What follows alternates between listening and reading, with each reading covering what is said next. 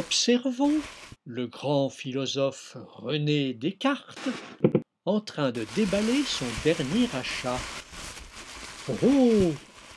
Il s'agit d'un robot que René a commandé pour l'aider dans ses calculs scientifiques. «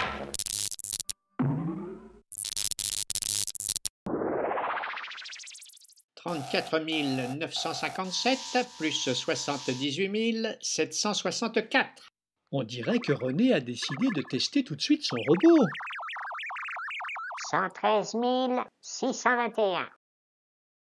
Faux, c'est 113 721. Tu n'es pas très perfectionné pour un robot du futur. Si, monsieur le philosophe, je suis très perfectionné, au point de penser comme un humain, et donc de me tromper un peu, comme un humain. Ce n'est pas possible. L'être humain pense avec une âme qu'il est seul à posséder. Tu es une mécanique sans âme, et donc tu ne penses pas. Ergo non cogitas. S'il faut une âme ou un esprit immatériel pour penser, c'est sûr que je ne vais pas y arriver. Mais est-ce que ça existe vraiment, monsieur Descartes, un esprit immatériel? Hein?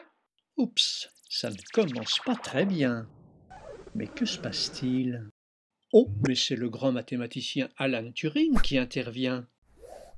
C'est lui qui a posé les fondements de l'informatique au milieu du XXe siècle. Et je crois que pour départager Descartes et son robot, Turing va proposer son fameux test. Alors il y a deux pièces séparées, on communique uniquement par message écrit. Descartes va poser des questions et il doit deviner s'il communique avec un être humain ou avec un robot. Voilà, tout est en place. À vous de jouer, René. Pouvez-vous m'écrire un poème à la manière de Ronsard?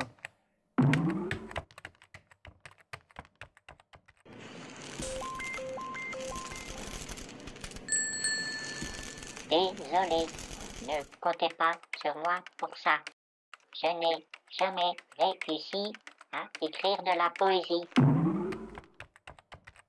Savez-vous jouer aux échecs? Oui, bien sûr.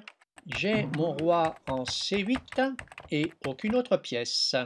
Vous avez seulement votre roi en C6 et une tour en A1. C'est à vous de jouer. Je réfléchis. Voilà. Tour en A8, échec et mat.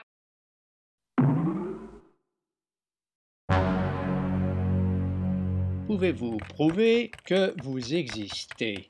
A. Je réfléchis. Je propose. Je pense. Donc, je suis.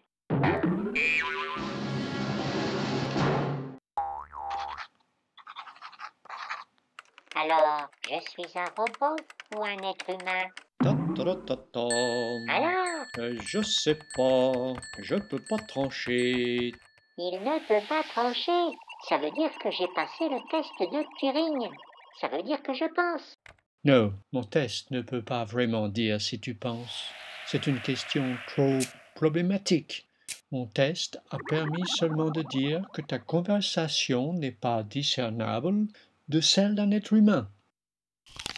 Mais c'est une question très proche et plus claire. Je vois. Seuls les humains ont le droit d'affirmer qu'ils pensent. Eh oui, on est au cœur du problème. La question « les machines peuvent-elles penser ?» ne peut trouver de vraies réponses, puisque la pensée est définie par rapport à l'homme et l'homme opposé aux machines.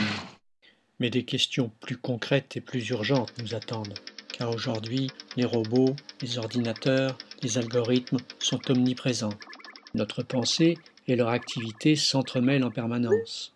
Nous leur confions chaque jour des tâches plus nombreuses, des pouvoirs plus importants, gérer nos relations sociales, conduire nos voitures, prendre des décisions financières, des décisions médicales, faire la guerre même. Et demain, rendre la justice, gouverner nos vies, gouverner la société?